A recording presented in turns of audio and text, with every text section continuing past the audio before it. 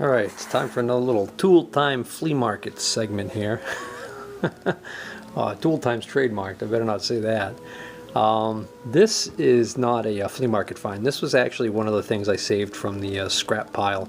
This was actually on one of these shelves underneath here on the Atlas lathe bench that I took, that the Atlas lathe was on.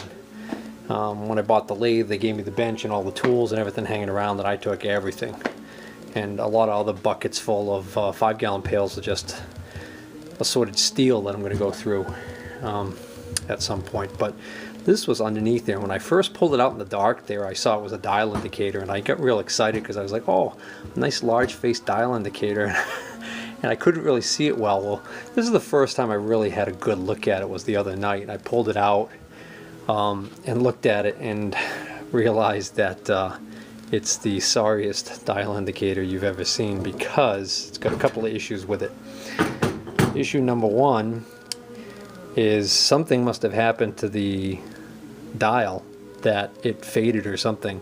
And what somebody did was they actually took this plastic cover off, and they actually used what looks like maybe a ballpoint pen and drew on the numbers that were missing. The 5 is the only one that looks original. The 10, 15, 20, 25, and the 0 all look like they've been just inked in, along with all of the little hash marks. So accuracy, that's problem number one with it. Problem number two is because it's been sitting, I think, in that unheated environment for so long that I don't know if there's just corrosion in here or what's going on, but something's not kosher with this, because I think that needle's actually loose, because if I push the indicator in and let it go, if it comes back slow, it tends to come back to the same spot most of the time.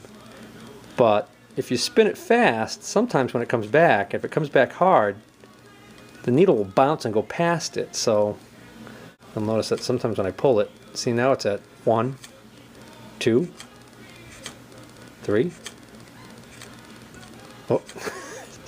So something seems just wrong about that. So I think that's going to unfortunately have to go in the trash. The good news is what it's on is it's on this kind of neat set of, it's almost like an adjustable set of parallels, big ones. There's actually the remnants of a sticker on here. So this is not a shop-made thing. This is a, it is what it is. There's more to this that I don't understand, because there's this bolt going through here, and there's just a threaded block here. So I mean, the way it's working right now, it actually does work, because if you try and put pressure on it and it wants to try and slide downhill, it can't, because the bolt's stopping it. And if you tighten the bolt, that has the effect pushing this top piece over, which raises the height. So that might come in handy at some point. But I'm kind of curious how this really used to work, because if you look down in there, there's almost like a hook shape area there. There's this open slot. I just not sure. It's too bad I can't quite. It looks like it says WEDGM and then something that was, but I'll tell you what, that, I'm thinking that said Wedgematic or Wedgemaster. I'm going to try Googling a couple of those things and see if I can find something on this, just out of curiosity. Maybe I can see one that has, maybe I can see one that's still complete, figure out what's missing on this or whatever. So without further ado, let's get to the flea market guy. This is the same individual who I bought several things from. He's gone to some auctions. One of the auctions he attended was for a hardware store, and it must have been a hardware store that closed, and they just kept all the inventory. So it was a lot of new old stock there. So one of the things I bought was a hacksaw. This is the Lennox high tension hand hacksaw frame. I had spotted these previously and thought about it. I said, I got so many hacksaws, I really don't need another one. But I kind of like the handle on this one, and I like the heft of the frame. And Lennox is, generally considered a pretty good brand. And he had $10 a piece on these, which is a deal. But he gave it to me for $8. So for $8, I got myself a nice hacksaw. Keeping along the lines of new old stock items, I asked him how much for this Gorilla Glue. I had already bought quite a few things at that point, so he just said, you know, he said just take it, because he said some of this has gotten really thick and we're not going to know if it's even usable till I open it up. But I did notice that when I was there and I was tipping it, it looked like it was flowing pretty good.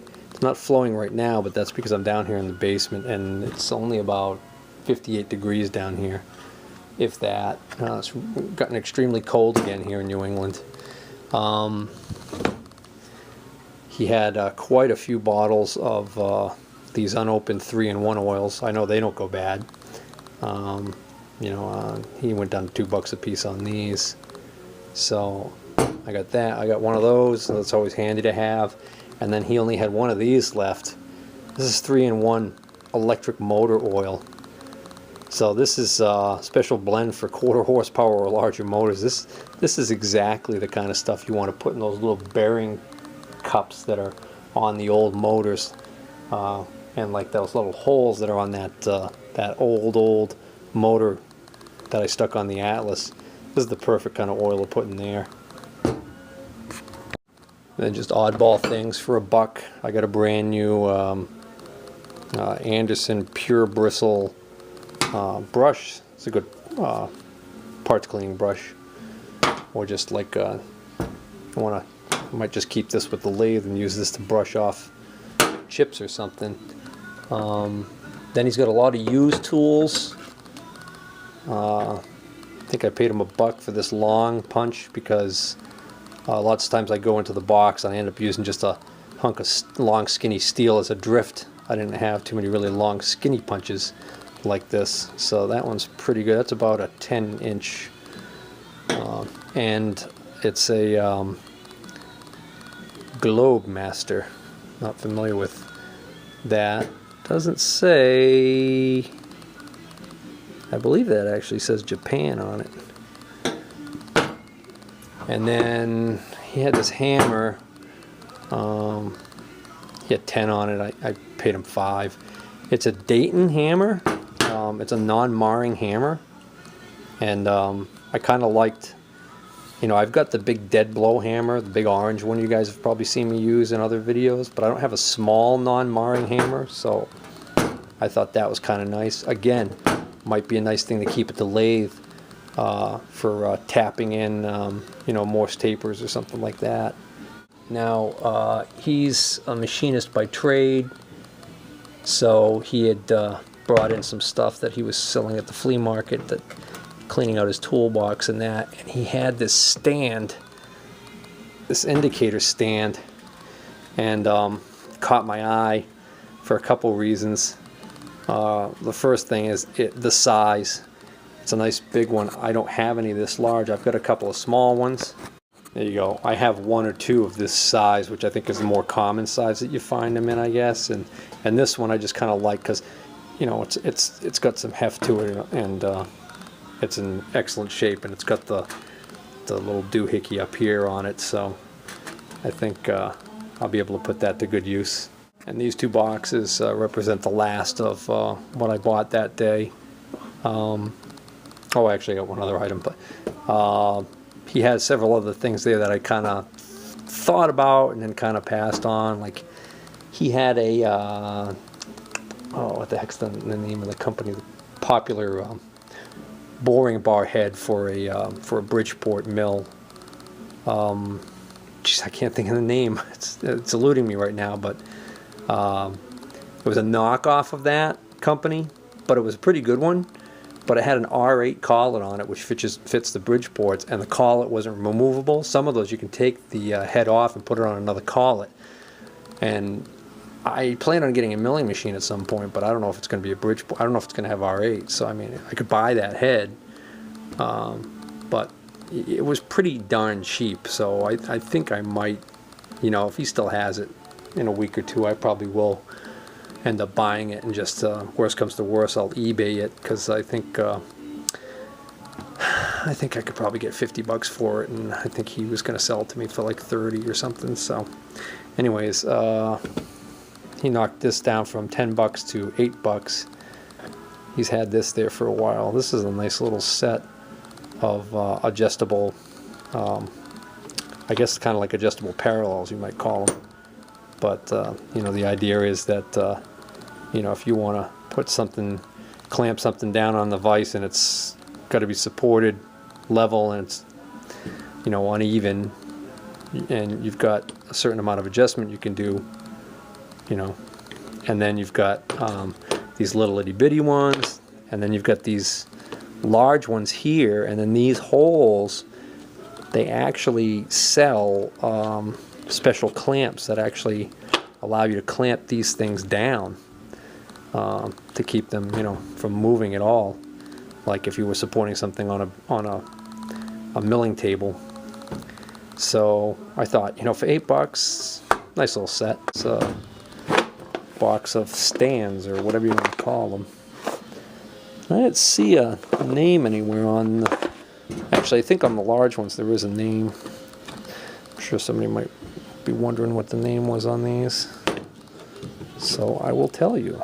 These are Northwestern Tools Incorporated, Dayton, Ohio. So happy with that for 8 bucks. And then he had this indicator. He had this there for a while. He had 20 bucks on it, and he knocked it down to 15 bucks for me. It's a Pratt & Whitney indicator. This is the style, it's the button on the back.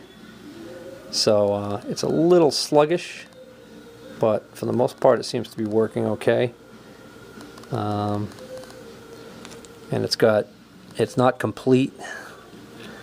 It's got this bar. It's got another one of these things. It's got like a little C-clamp deal, and then it's got this little like almost like a little wiggler or something there, which actually that looks like that goes maybe there. So there's a rod, probably a rod here and a rod here that I'm missing, but I think I've got some miscellaneous rods in some of those boxes, tool boxes that I bought at auction years ago, so I might be able to put something together with that. But you know, I thought for 15 bucks that was worth it. Now, I said that there was one other thing I bought. This isn't a tool, but I happened to notice when I was there, this pair of Cooper hockey skates for 15 bucks, and what I noticed about them is that they're brand new. They're a little scratched up here, but judging from what I see inside, how white they are, I don't think they've been worn more than once or twice. They're just in really, really good shape. And it was funny because at first I thought they were a little too big for my son, and he had 15 bucks on them, and he came down to 12 bucks. And I said, you know what, for 12 bucks, even though winter's just, you know, we're here in March, winter's going to be over, the ice isn't going to be safe in 2 more weeks. Well, maybe 3 weeks if we've had a pretty cold winter. But I was thinking, you know what, I'll put them on the shelf for next winter, and he might grow into them by then. Well, lo and behold, I come home, and these are only one size up from the size that my 11-year-old's wearing now. So I'll be lucky if he can fit in these. And worst case scenario, if he actually, if his feet grow too fast for these, then his one of his younger brothers can probably use them when they get older. So I'm not going to worry about spending the 12 bucks on those. So I think that's going to be it for tonight.